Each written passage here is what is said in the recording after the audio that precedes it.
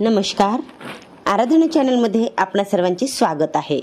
ज्येष्ठ महिन्यात येणाऱ्या पौर्णिमेला वटपौर्णिमा असे म्हणतात। या वर्षीची वटपौर्णिमा शुक्रवार दिनांक 21 जूनला आलेली आहे।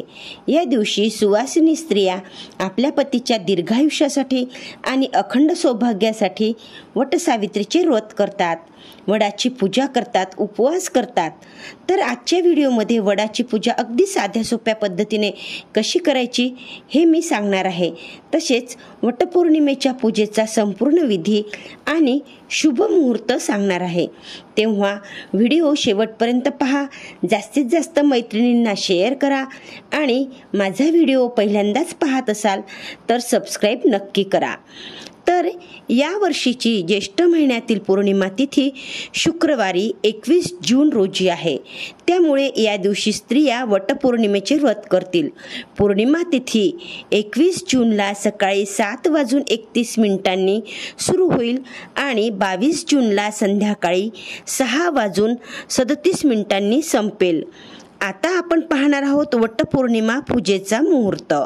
वडाच्या झाडाची पूजा करण्यासाठीचा शुभ मुहूर्त आहे 21 जून रोजी सकाळी 5:24 पासून ते 10:30 पर्यंत असणार आहे। आता आपण बघणार आहोत वटपौर्णिमेची पूजा करण्यासाठी म्हणजेच वडाची पूजा करण्यासाठी लागणारे साहित्य कोणते। तर बघा, हळद, कुंकू, अक्षदा, फुलं, उदबत्ती, कापूर, निरांजन, विड्याची 2 पाने, कापसाची वस्त्रे, माळा, पंचामृत, नाणे, सुपारी, पाणी, धाग्याचे रीळ, ओटी भरण्यासाठी ब्लाऊज पीस, फणी, गरसोळी, हळद कुंकू, बांगड्या, आरसा, टिकली आणि धाग्याने सुतवलेले आंबे आणि गहू।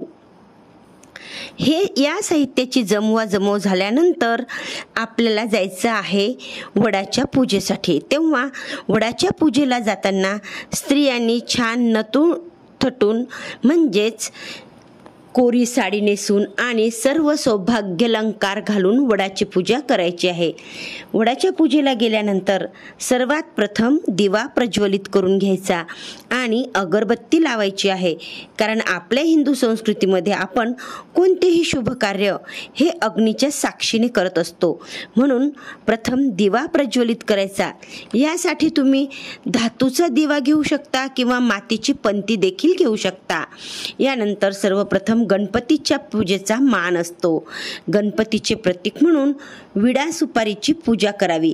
यासाठी विड्याची 2 पाने आणि नाणं सबंध सुपारी घ्यावी, याची पूजा करावी। हळद कुंकू अक्षदा वाहाव्या, लाल फूल वाहावं, दुर्वा वाहाव्यात, शमीचे पत्री असेल तर ती वाहावी, साखरेचा किंवा गुळाचा नैवेद्य दाखवावा, धूप दीप ओवाळावेत।